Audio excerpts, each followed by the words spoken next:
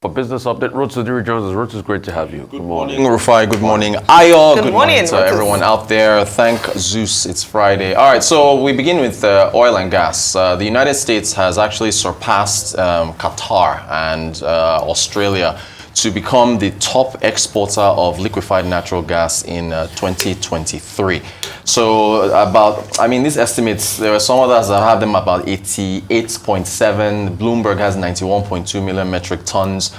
This is basically as a result of one particular plant in Texas that suffered a fire in June of 2022. It came back on stream. I think it's called the Friesland, Texas LNG plant. They've also got two more plants coming on stream in Louisiana and Texas this year. 68% of U.S. LNG exports go to Europe. As far as 2023 was concerned, 26% went to Asia, 6% went to Latin America. And so, it's part of the, again, incredibly well-diversified economy that the United States has. So it's pretty massive. From there, we go to jobs. We're going to be expecting those U.S. non-farm payrolls later on today. Taking a look at the U.S. labor market, the jobless claims, the number of people who are out of work that filed for support came in at 202,000. The forecast was 216. So it came in under the forecast, suggesting that the labor market in the U.S. is still, it's softening, but it's still on the strong side. Also, the ADP, which is a private sector body, it released its numbers yesterday. 164,000 private sector jobs created, blowing out of the water the 115,000 that were forecast by the markets. And you can see November was at 101,000. So that is also suggesting that, the U.S. labor market is still strong. So for non-farm payrolls, as far as what the market is expecting, they are looking at anywhere between 170 to 175,000. That's what is expected on later today, based on surveys carried out by Reuters and Bloomberg. What does this mean for the U.S. Federal Reserve? It means that if the labor market is still strong, and they'll be looking at wage inflation in particular, that means people are still spending. In fact, we're going to get to shopping numbers in just a moment, but that means people are still spending money. And if they're still spending money, that means that inflation is likely to continue to remain elevated in the United States. So we're going to see what those numbers tell us later on today when those numbers are released. We move on from there. I think I just mentioned shopping now. Adobe Analytics just released data showing that the United States shoppers just between November the 1st and December the 31st of last year spent $222 billion, billion, not million, on online shopping. It was driven mostly by discounts. If we take a look at peak discounts for particular items, you'll see that electronics came in at 31%. That is, so you got at its peak, they were offering 31% discounts on certain electronic items. For toys, it was 28%. You can see the comparison to 2022, and apparel, 24%. So that's what we're seeing, the US shopper. And it's very interesting because Biden's numbers are not good. People are complaining about the economy. That is Americans. That's what they're telling pollsters. But Americans are still spending money at a time when credit card debt is at at an all-time high of $1 trillion. So it's going to be a very, very interesting election year that we're in for. From there, we move on to, I think, Apple. Yeah, Apple got downgraded again by another asset management firm. I think it's Piper Jeffries, which along with Barclays earlier in the week downgraded them. They just don't see, and it's funny, Dr. Abati actually touched on this yesterday when he mentioned demand for iPhones in China. Piper Jeffries, maybe they were watching the show, because that is exactly what they put in their own forecast or rather, the worries that they have over the stock in terms of whether or not people will be demanding iPhones in the future. So in terms of market cap or market value that's been lost since the beginning of the year, because the NASDAQ has been, that's the tech-heavy NASDAQ, has been on quite a slide. It's about almost $170 billion. But for me, when these big market cap stocks are losing value, for me, it's a time to scoop up more shares. I think go to Elon Musk now. Dr. Abati mentioned this yesterday, but there was an update. So the National Labor Relations Board in the US, an agency, said that SpaceX illegally fired workers who had circulated a letter saying that Elon Musk is an embarrassment and he was doing things to the detriment of his companies. So SpaceX has now sued the National Labor Relations Board over that matter. So that's going to go to court. So we'll see how things work out there. We then go to Mark Zuckerberg. Mark Zuckerberg, according to an SEC filing, sold about $428 million worth of Meta shares between November and December. He's going to pay capital gains tax on this amount of money, which is why, of course, you file these things to the regulatory bodies and so on and so forth. But he basically took advantage of the fact that Meta was up about 190% in 2023. It was one of the best performing stocks on the S&P. Now, it rebounded because 2022 was an ugly time for Meta, in which the shares were down for the year. So the gentleman is cashing in on his creation. From there, I think we're going to head to Africa. Now, you guys already have talked about this extensively.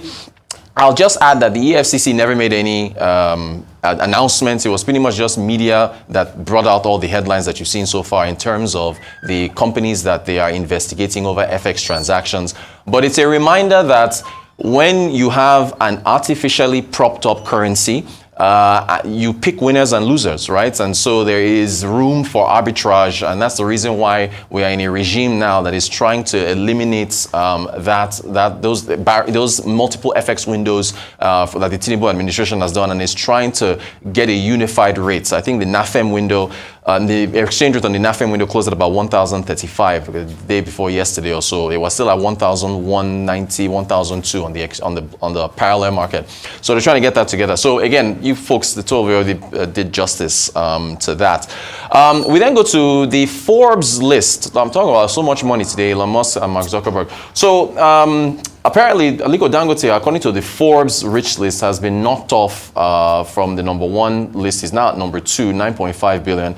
He's been replaced by Johan Rupert. Johan Rupert, of course, is in South Africa, heads a conglomerate there. In third place, Nikki Oppenheimer is in diamonds. Nassef Sariri and his brother Naguib Sariri are in third and ninth place, respectively. Looking at this list, one of the reasons that's been discussed as to why Dangote was knocked off was because of the devaluation of the currency. So, in fact, funny enough, a day before this list came out, I had Arise business analyst Chika Mbonu on the Global Business Report. We're talking about something completely different, and he just happened to mention that says he was talking to a billionaire. And wait, listen to it. Here's the clip. I had to bring it up. Add that to what's happening now. Fuel price up. Pass-through inflation increase due to dollar, things moving from 400 naira to 1,000 naira. You know where we are. I was talking to one big man, one billionaire today. He said that everybody's wealth has come to. I said everybody's wealth has come reduced by half. He says it's actually more than half. More than half. If you have invested, you have investment in Nigeria. If you believe in Nigeria and put your investment here. I think that's just so amazing that happened a day before the list now came. But yeah, direct devaluation. Now, here's something interesting. I just said, let me look at the top 10 wealthiest people. This is using the Bloomberg Billionaires Index, right? If you look at the wealthiest people in the world, so the 8 out of 10 people on this list, now thank you, it's technology. Pure. No, that is different. That was luxury goods. And then Warren Buffett, who is in a conglomerate, right? Conglomerate, yeah. So 8 out from Warren Buffett too is tech, one of the biggest investors in Apple. Right, but it's not his company, right? But so Musk is SpaceX, tech. Jeff Bezos, tech. Larry Page, tech. Google. Tech. Let's go back to the Africa list. Let's pull up the Africa list again. If you go back to the Africa list, construction. Right. There's an argument. If you pull up the Africa list again, commodities, diamond, luxury good. Right. Johan Rupert, luxury good. Right. Aliko Dangote, commodities. Nikki Oppenheimer, diamond. Nassef Sariri, that's construction. Exactly. Salman Rabi, commodity goods. Isaac Rabi, family, I don't know that one, but Naguib, I think one of them is Orascom Telecom. That's right. That's Naguib is so someone tried to make the argument that Naguib and Mike Adenuga are tech because they are telcos, which is no, right? I don't really buy that one, right? Don't really buy that.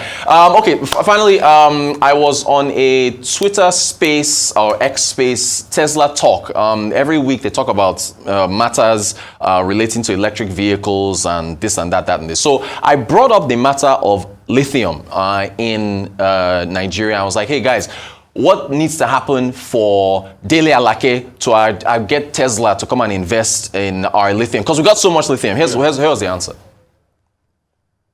Yeah, I mean, really, you kind of had an issue where, lithium is pretty much everywhere, right? And so anyone can sort of mine lithium. You take these rocks. I mean, not everywhere that has lithium has much of a lithium mining industry, but you can go mine the lithium. You basically get these big rocks, and these rocks have lithium in them, but they also have other stuff in them.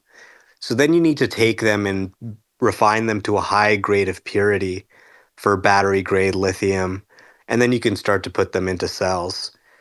So the bottleneck in the past few years during the pandemic was really in the refining capacity, because you had so many people make all of these EV promises that the futures market for refined lithium basically just sent it to eye-watering levels. So there was a little bit of an issue there. I think that's why Tesla decided to set up their own lithium refinery. But that's eased somewhat now that some of these automakers are now walking back on their EV promises. So really, lithium mining is important, but also refining it into battery grade material is key.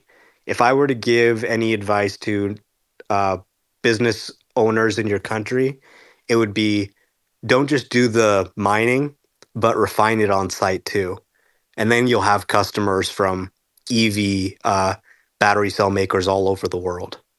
I mean, that was such insightful material, right? It's not just, so that is Dele Alake's focus now. Everybody has lithium. America has lithium. They refine it, which is why now that you've hammered on refineries so much, on oil and gas, right? Everybody has crude. Thank you. But what makes you different is the refinery. And that's our update so for today. I think his work is cut off for them, from Mr. Dele Alake. Lithium refinery, not only about that. In fact, when I hear things about refinery, I like to talk about Antwerp. Yeah. We have all the diamonds in Africa, but you can't cut it. Thank you. You have to take it to Antwerp. And you see those guys that are skilled in cutting the diamonds, make a lot of the money. Most of the diamond trade are abroad. We just get the rough from here. And we focus and we say we have. What you have is potential. You have potential to be bright or to be good in school, but you have to read.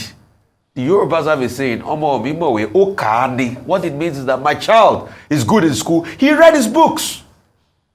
But that's always the problem with Africa. We stop at the place of potential. Foreign investors come.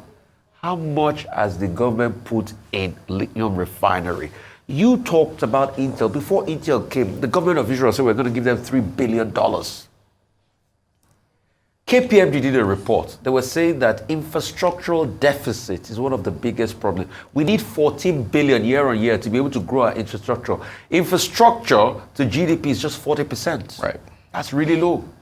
So if you want the big companies to come, what have you put on ground? But what do? We squander the money. You hear cases of corruption every day. And that's why we don't move forward. You talk about the world richest list. You know why people can actually thrive in tech abroad? Because there were infrastructure. That's why you see one of the first 10 people there, it's all tech. Steve Ballmer, Bill Gates, all tech. Larry Ellison, all tech. You have a lot of tech billionaires, the likes of Mark Zuckerberg, tech. You know why? There was infrastructure. There was good talent in the university in Harvard. When he even moved out, there was talent. There were people to invest. There was a market. At some point, he ran the company through his credit card. Just like Brian Chesky did run Airbnb through his credit card. Yep. Larry Page, there was infrastructure. And that's why you have multiple economies that can grow. Look at oil and gas, that we say, okay, we are gas rich. But see what America is doing. Highest exporter of liquefied natural gas. And that's why you see that the economy is surging. Look at their farm payroll numbers. They are eclipsing all of their targets. They are creating jobs. They are doing well. The economy is robust. But look at us, a slump. Because look at the sectors of the economy we even highlight in our GDP. Not up to 70, not up to 60. America has got well over 100. We need to look inwards. And that's what we keep telling every government. Yeah, I was going to touch on that KPMG report. It made the front pages of Business Day. And so I wanted to just highlight a few things because yesterday we had Mr. Dr. Muda Yusuf, and when we brought up the question around manufacturing sector and organizations or businesses that were leaving Nigeria, one of the things he said was that perhaps it wasn't the policies or the business environment. It was more, I don't know if you saw the interview, but it was more that maybe they didn't have, it was competition and they're being crowded out. But this report negates his claim because he said, the report from KPMG says that actually companies like KPMG, GSK exiting Nigeria has reduced investor confidence. And so I think that if we're going to solve a problem, we must face and be honest with ourselves and be truthful and not try to, of course, I was trying to be optimistic, but the truth is that these they've identified, talking about infrastructural gaps, and this is something we talk about even in different sectors. According to that report, we need $14.6 billion over 10 years. In this current budget cycle, 1.32 trillion naira has been allocated to infrastructure. So it doesn't meet the... How much is our whole budget in dollars? It's 33 billion now. So that's 14 billion is almost half of the entire budget. It's not up to the recommendation. So it means that we will still face that challenge the next year. Right. We talk about attracting investors. It's not just about even reading. It's that you must pass, show working. Right. Yeah. So if you say that you have things and you have lithium, we have natural resources, what are we doing beyond saying that Nigeria is an investment destination? The reason we'll speak about this is that we talked about a revenue challenge. And one of the things we're looking to is foreign direct investment. We talk about the Forex challenges. One of the things we're looking to is foreign direct investment. And so if we're going to have Nigeria posed as an investment destination, number one, must be honest about the challenges that we faced so that we are able to then tackle those challenges and bring real solutions to ensuring that we're able to attract investment as we talked about. So just to talk about it, because yesterday I was saying it's not only about the fact that the business environment. I think actually that businesses are resilient in Nigeria against all odds. They still try to survive. But thank you very much, both of you.